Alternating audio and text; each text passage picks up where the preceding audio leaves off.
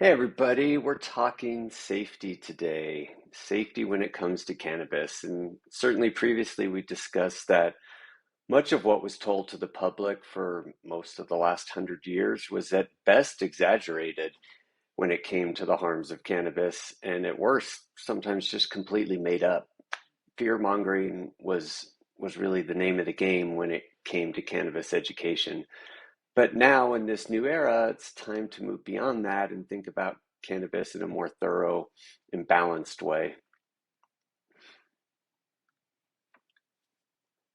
There is no evidence, to my knowledge, that occasional adult marijuana use has harmful effects. I don't know of any scientific evidence of that. That's a quote from Dr. Noral Volkow, the director of the National Institute on Drug Abuse, the agency meant to protect us from the harm of substances like cannabis. Now, I use this quote for two reasons. First, because it does directly refute the decades of exaggerated propaganda. But second, I use it because cannabis advocates will often take that quote out of context, like I did, and then suggest that cannabis is completely safe and doesn't have any risks. Another thing you'll commonly hear is that cannabis is just a plant, it's natural, and therefore it's harmless. And I would strongly argue against blanket statements of cannabis's safety, such as these. And this lecture is kind of my summary of what I think are the potential health risks from cannabis and how I think about them. It's certainly by no means exhaustive, but it does touch on many different areas and includes what I've concluded after years of study and experience. So let's start with a pretty thorough list of what these concerns are with cannabis consumption. And there are definitely others, but this list is one, pretty comprehensive, and two, this is what I tend to hear about the most and read about the most. And now when you look at this list, first thing I'll say is I'm not saying all of these are proven risks or even necessarily that they're huge problems, but these are the concerns that are most often mentioned in the literature. I've split them up between short term, which generally means hours to days, and long term, which typically more often means months to years of exposure. And we're going to touch on several of these throughout the talk. Before we get into specifics, I want to review some key concepts that are important whenever you're looking into a potential health benefit or risk that's associated with cannabis. When I have a patient sitting in front of me and they want to know if cannabis is a good option, I have a responsibility to give them an opinion based on the evidence available to me. And using what we call an evidence-based medicine approach helps me and the patient achieve the best outcomes for them. Now, this process is meant primarily for one-on-one interactions, but we can definitely extrapolate its themes to the big picture of cannabis effectiveness and safety. Now, the key here is evidence-based medicine is not just finding one or two research studies and saying these are the facts, and then we apply them to everybody in a one-size-fits-all fashion. But unfortunately, that's often how decisions get made in healthcare, where in reality, evidence-based medicine uses three key types of evidence. First is our current best science. This is our extensive research base, and this includes all kinds of different studies, lab research, animal studies, what we call observational studies, where we just monitor people and monitor their results. And then human clinical trials, where we typically compare a specific therapy versus a fake or placebo therapy. So we have to start with the research we have available. And you have another lecture where I summarize kind of how I approach and how I think about cannabis research in general. But we don't actually just stop at the research. We also then include the opinions and the experiences of clinicians like myself that work with individuals on a daily basis who consume cannabis and try to understand what we're seeing and what we're learning from those interactions. And often what we see might be different than what we see in the research studies, or maybe it expands upon it. Not only does that give us information to do more research, but we have to use that information and not ignore what we're seeing with our own eyes. Now, the third leg, which is arguably the most important leg, but the one that is often neglected the most in medicine, is the values and experiences of our patients. What do individuals that consume cannabis tell us? How do their experiences help us interpret the research we're seeing? Now, all of these factors are important and need to be considered when making safety claims about cannabis.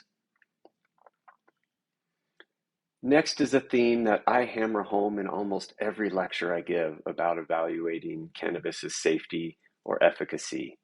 You simply cannot generalize when discussing cannabis. You have to be specific about the methods and the routes of administration, the actual constituents of cannabis being consumed, whether that's THC, CBD, other constituents, and you really have to pay attention to the total amount one is getting based on their dosing amount and the frequency with how often they consume. And even beyond those details, the specifics of the individual consuming and their intentions will make a huge difference when you consider safety. So, for example, just think about two different 13-year-old boys. Both are consuming oral THC, 5 milligrams, 3 times a day.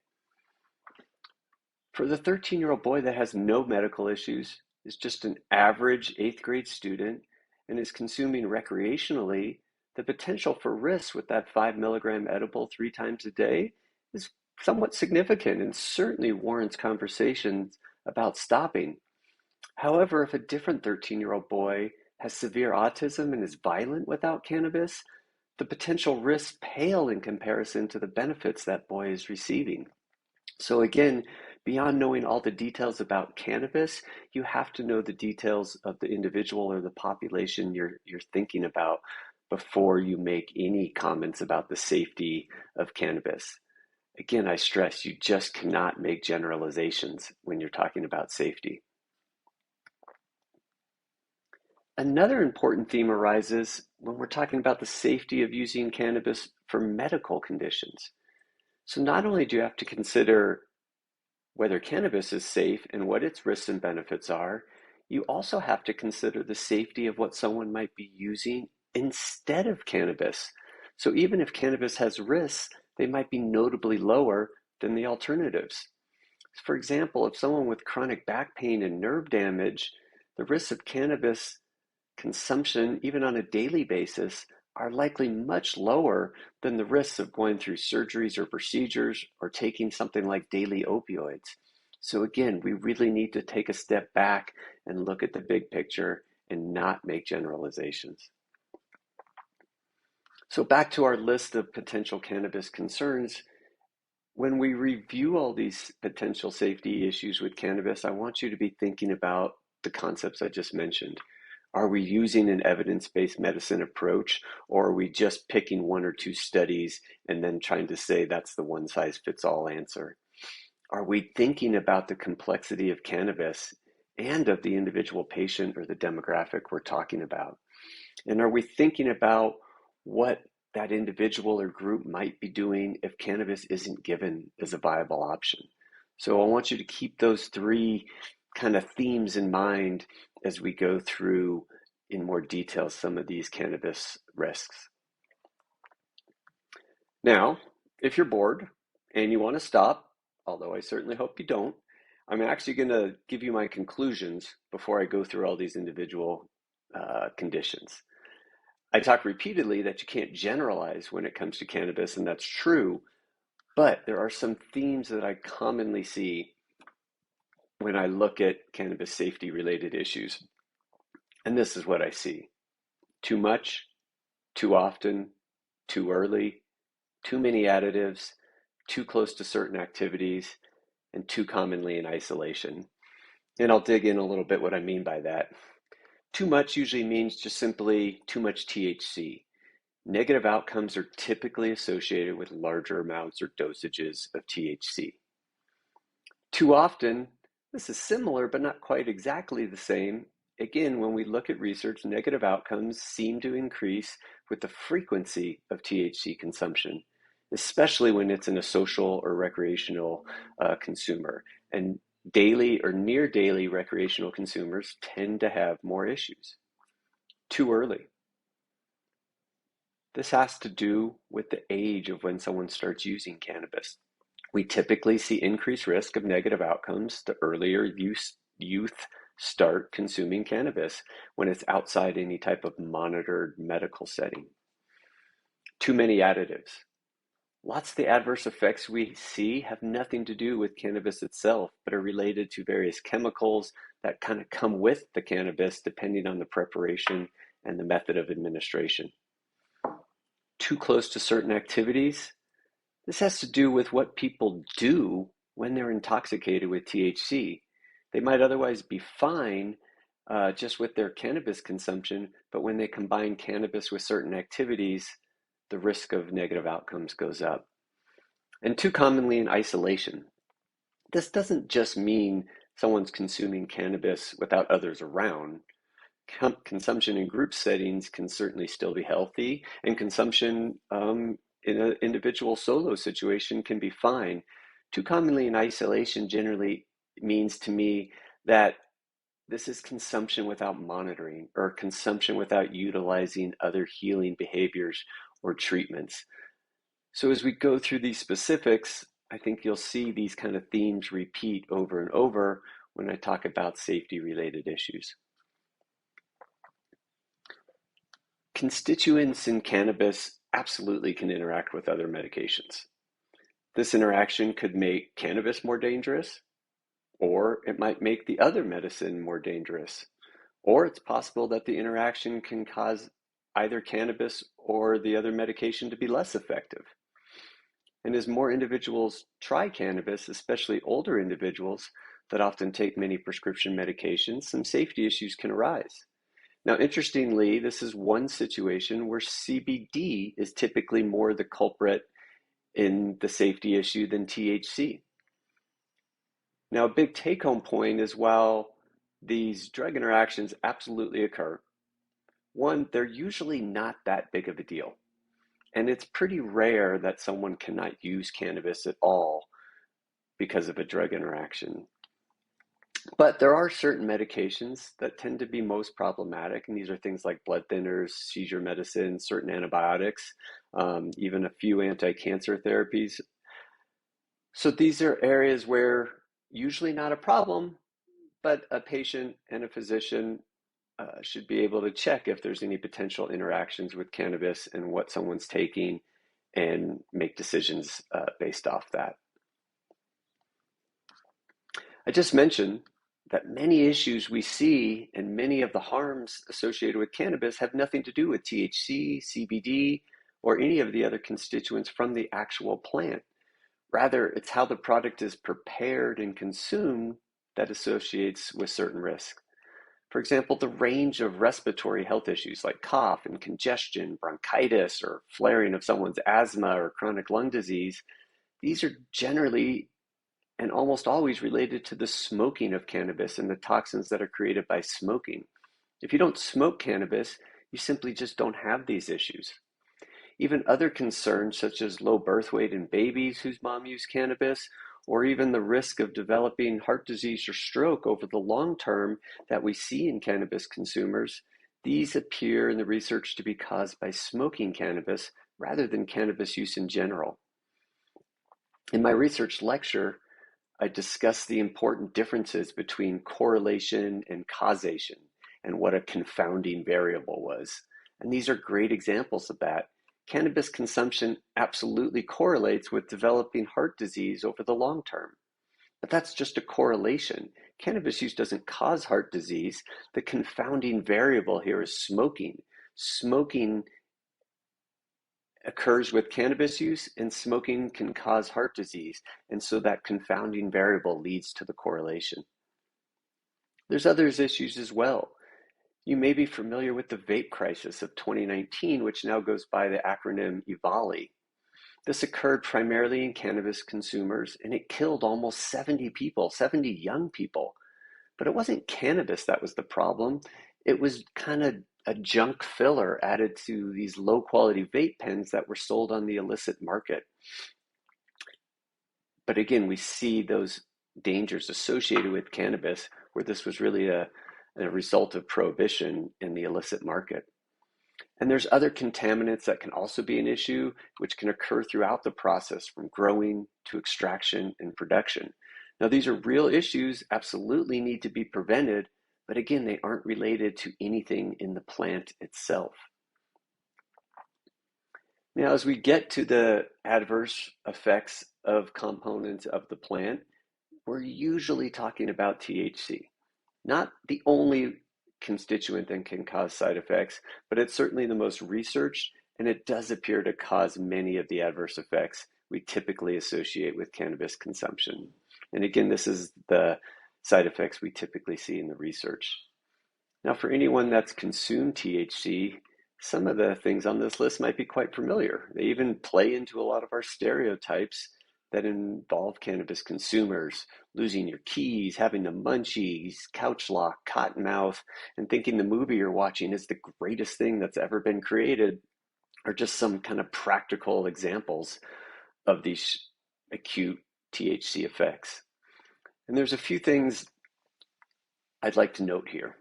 First, all of these effects are dose dependent. And what that means is at low doses of THC, we either don't see any of these effects at all or they're minimal. But then as we increase the amount consumed, the risk and severity of these increase. Anxiety is a great example of this. A tiny dose of THC either does nothing or is actually calming to most people. But as you increase the amount consumed, it'll start triggering anxiety. And as you consume more and more, you can cause acute panic, paranoia, and even in the most severe cases, high doses of THC can cause acute psychosis, where someone has completely lost connection with reality. The other thing is some of these, quote, adverse effects are actually therapeutic, and the main reason why someone might be consuming THC dominant cannabis in the first place. Increased appetite and sleepiness are classic examples of that. Now, interestingly, euphoria, which is this feeling of intense excitement and happiness that cannabis consumers often talk about, everything feels awesome. This is often considered a side effect in the literature, and it's actually the most common side effect typically reported in the literature. But again, it's an effect that's so valuable to those with issues like chronic pain or emotional health issues. And finally, while these potential adverse effects are real and certainly could be challenging, they're often significantly less than many of the negative effects we see with pharmaceuticals and other treatments that individuals might use instead of cannabis for their health issues. So, with these acute THC effects, what are really the actual health implications that THC can cause in the acute setting? Really, what are our concerns and what are our safety issues? I mentioned we have this spectrum from anxiety to psychosis, and we're actually seeing an increase in individuals coming into emergency departments with acute psychosis. Higher concentration THC products likely contribute to this, as well as we have an increase in new cannabis consumers that really don't get proper education about dosing. This is especially common with edibles. And so this acute psychosis is something we have to pay attention to. We're seeing more of. We'll explore things like driving safety in cannabis next week a bit more, but it's clear that's a public health priority to reduce the impacts of driving while intoxicating. Another area of focus with the increasing use of cannabis, especially amongst older individuals, are the risk of falls or the exacerbation of underlying cardiovascular disease that can occur with too much THC. So these are just some of that safety and practical kind of health risks that occur from acute intoxication with THC. We discussed previously that there are certain demographics that warrant special attention. As the research to date suggests, there might be some unique or increased risks in certain groups of the population. The area of biggest concern has overwhelmingly been the risks that are associated with adolescent consumption of cannabis. Now, some of this concern is undoubtedly just the remnant of propaganda campaigns that started in the early 1900s and really have continued to the present day. Using fear tactics for how cannabis can damage our youth has really always been at the top of the list on the anti-cannabis playbook. But the potential risks in young people aren't just propaganda. So we know the adolescent brain continues to develop to about the age of 23 or 25. And we know that the endocannabinoid system, our internal cannabis system, plays a major role in regulating that neurologic development. Thus, it makes sense that manipulating the endocannabinoid system with THC or other cannabis constituents certainly has the potential to impact brain development. And there's plenty of studies in animals that support this. However, what's still very debatable is how big of an impact this is in humans and really how significant this is overall. And then how significant is it compared to other things which impact neurologic development? But these are still concerns we need to think about. This list are the most common concerns with cannabis and adolescents that are reported in the literature. And I'm not suggesting cannabis causes all these things. Again, I have listed, but this is what researchers and public health officials are typically most concerned about. I discuss biases in my cannabis research overview lecture. One of those biases is the overwhelming majority of cannabis research funded has simply tried to prove cannabis is the cause of all these harms. And the fact that despite all this intense research trying to prove harm, that there's no definitive conclusion, despite decades of this kind of research, to me highly suggests that there are many other factors associated with these negative outcomes beyond just cannabis consumption. And for something like the claim that cannabis is a gateway drug, really most of the research says that's inaccurate. And except amongst those with a really strong anti-cannabis agenda, is mostly considered to be a non-issue at this point. So what are some of my conclusions regarding the potential health impacts of cannabis consumption in adolescents and young adults? I absolutely believe certain patterns of consuming cannabis can contribute to negative outcomes, but it's definitely more than just cannabis.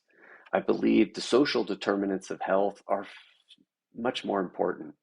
Whether a youth has access to a safe environment, access to healthcare, quality education, sufficient food, and a strong family or community network play a much bigger role than whether they consume cannabis or not. And I believe those issues should be our top public health priorities. That being said, though, how might cannabis, or at least the way it's consumed, potentially contribute to these problems? And I think there's a few patterns. First, the younger someone starts consuming and their overall THC exposure definitely seems to play a factor. For example, the risks of really poor outcomes like abuse or mental health issues are significantly higher for someone that starts consuming cannabis in eighth grade and is a daily or near daily concentrate user, for example. Those risks are significantly higher than, say, for someone who first tries cannabis in the 11th grade and smokes or takes an edible a few times a month. Again, too much, too often, too early. Those are the patterns that will increase the likelihood of cannabis causing negative outcomes.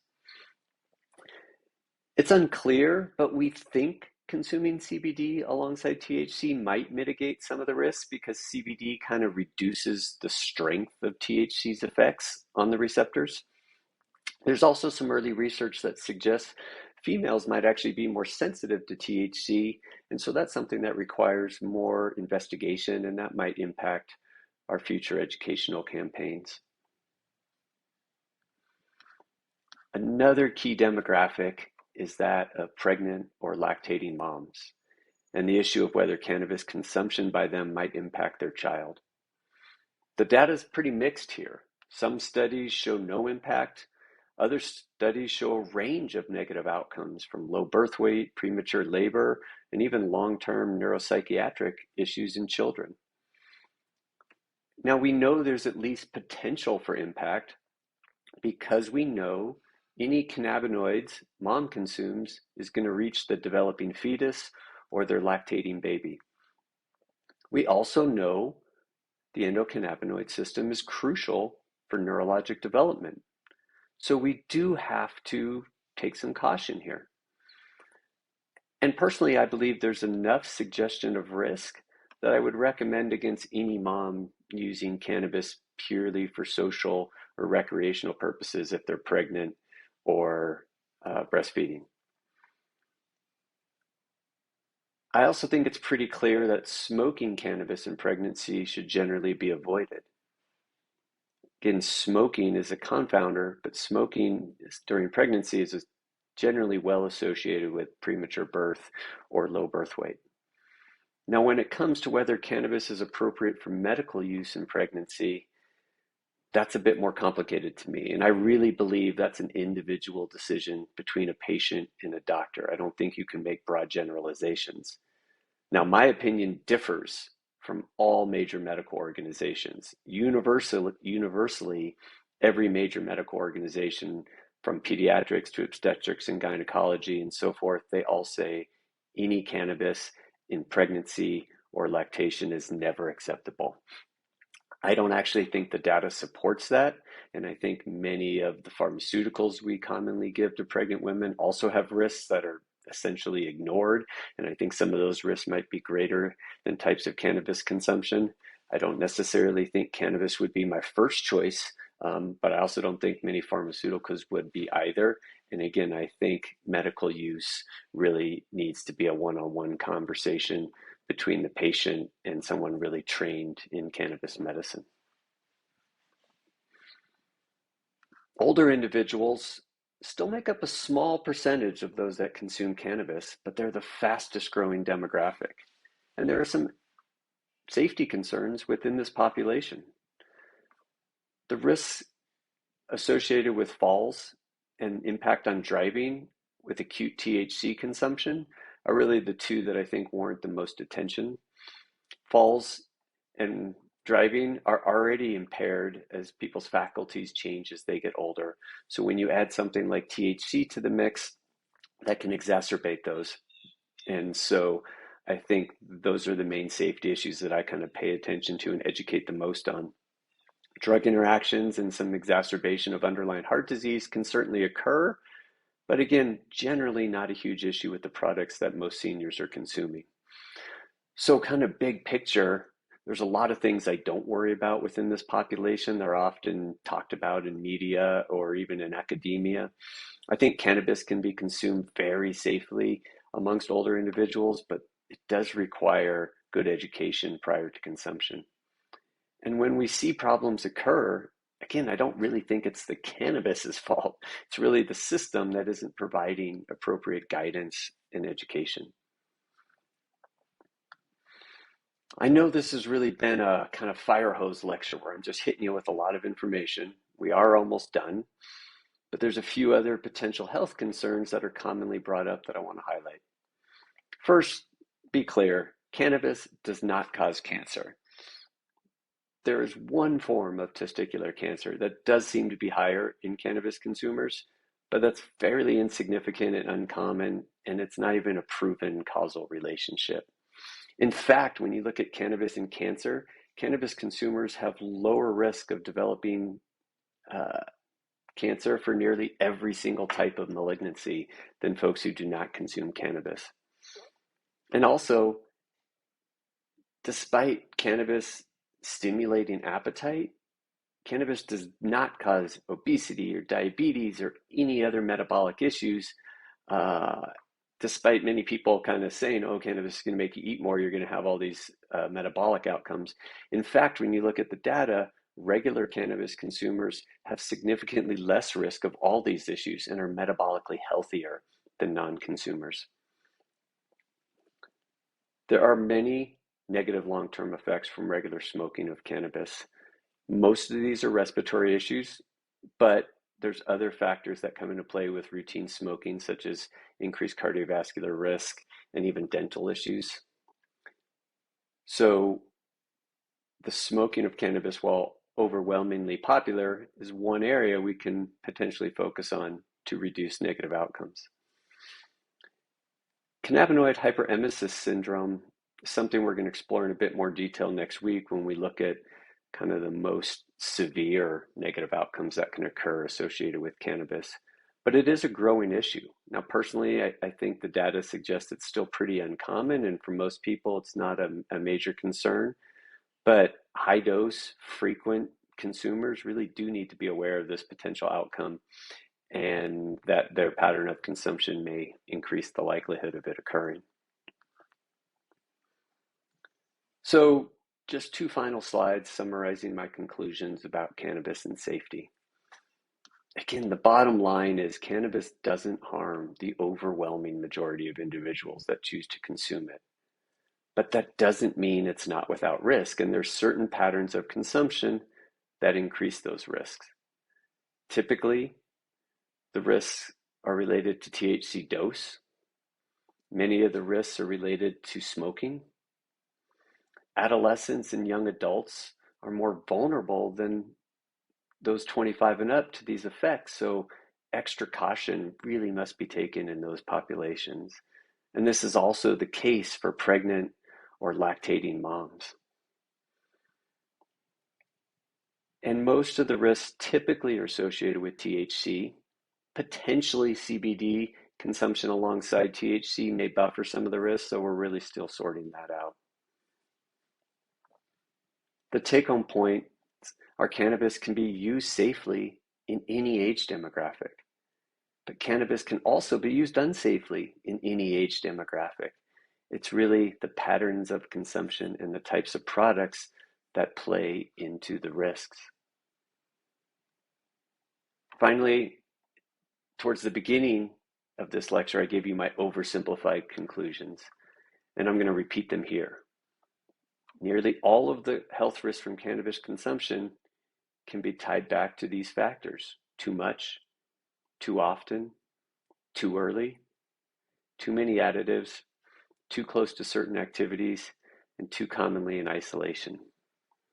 Cannabis is not evil. Cannabis isn't even necessarily harmful. However, when these patterns of consumptions are prominent, the risks absolutely go up. I think if we spend less time demonizing or glorifying cannabis and just focus on good education, we can reduce the potential for these negative outcomes. And we're going to be spending more time on that aspect of education towards the end of class. So thanks for hanging through this one. I know it was a lot of information, and talk to you soon.